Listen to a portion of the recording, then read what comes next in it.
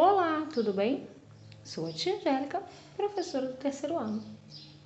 Em nossa aula de hoje, iremos falar sobre frações. Você sabe o que é fração? Você já percebeu que muitas das vezes, quando vamos contar ou medir alguma coisa, não obtemos um resultado ou uma medida inteira, não é? Para o caso de indicarmos uma parte de um todo, é que foram criadas as frações. Observe as imagens comigo. Na primeira imagem, temos um casal num restaurante. E o rapaz fala: Nossa, comi metade da pizza. E a moça responde: Eu comi 2 pedaços. Agora, a segunda imagem. O funcionário fala para alguém na cozinha: O lanche deve ser cortado ao meio. No cartaz colado na parede está escrito: Inteira é igual a 4 conchas. Meia igual 2 conchas. Observaram as palavras? Metade, meio, inteiro. Pois é, são termos relacionados ao todo ou parte de um todo, isto é, as frações. Você viu que em várias situações precisamos representar ou indicar quantidade que não são inteiras. Veja mais um exemplo. Observe as imagens. O lanche foi dividido em 2 partes iguais, ou seja, 2 metades. A palavra fração vem do latim fractione, que significa dividir, quebrar. Então, ao indicar parte de um todo, estamos representando uma fração.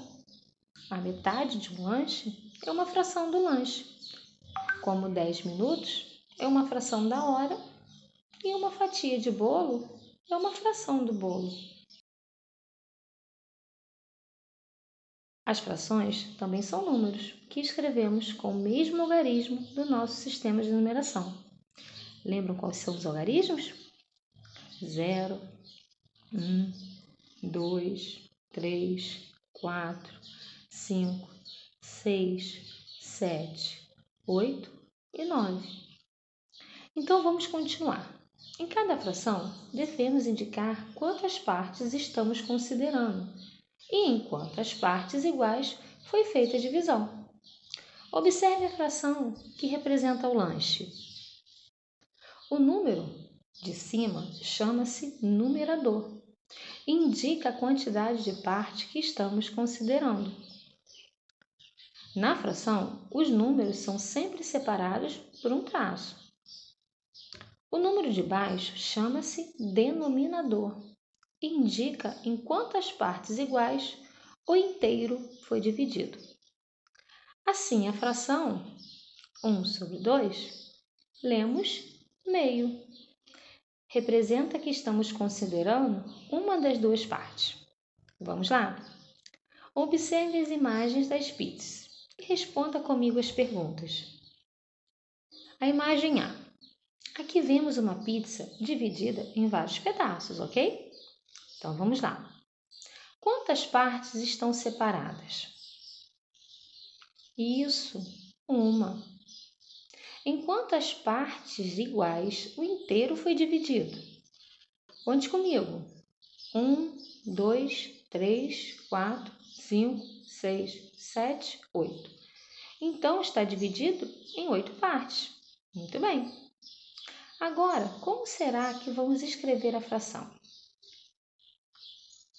Ou seja, como será que vamos escrever a fração que isso representa? Vamos lá?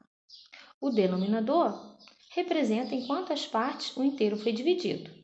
Então, 8 é o denominador e o numerador representa a parte que foi separada ou considerada. Então, a parte separada é 1 de uma fatia. Então, lemos 1/8. Mais uma vez. Observe a imagem B. Quantas partes estão separadas? Isso, 3. Em quantas partes iguais o inteiro está dividido? Exatamente, em 8. Escrevendo a fração que a representa, fica assim. Denominador 8, porque foi dividido em 8 partes. E o numerador 3, porque foram consideradas 3 partes. Então, lemos assim: 3/8. Outra. Observe a imagem. Quantas partes estão separadas? Isso mesmo, uma. Quantas partes iguais o inteiro foi dividido? Muito bem, 3. Escrevendo a fração, ela fica assim: numerador 1, parte que foi considerada, e denominador 3, que indica em quantas partes o todo ou inteiro foi dividido. E lemos assim: 1/3. Você viu que quando dividimos o inteiro em 2 partes iguais, cada uma dessas partes pode ser representada pela fração meio ou metade. Quando dividimos o inteiro em 3 partes iguais, cada uma dessas partes pode ser representada por 1/3, 1/3. Assim, as frações correspondentes às partes coloridas são 1/3, 1 de 3 partes, 2/3, 2 de 3 partes, 3/3, 3 de 3 partes ou o inteiro. Então, em nossa aula de hoje, aprendemos um pouco sobre frações. Também aprendemos que indica a parte de um todo. Por hoje é só, pessoal, e até a próxima. Tchau, tchau!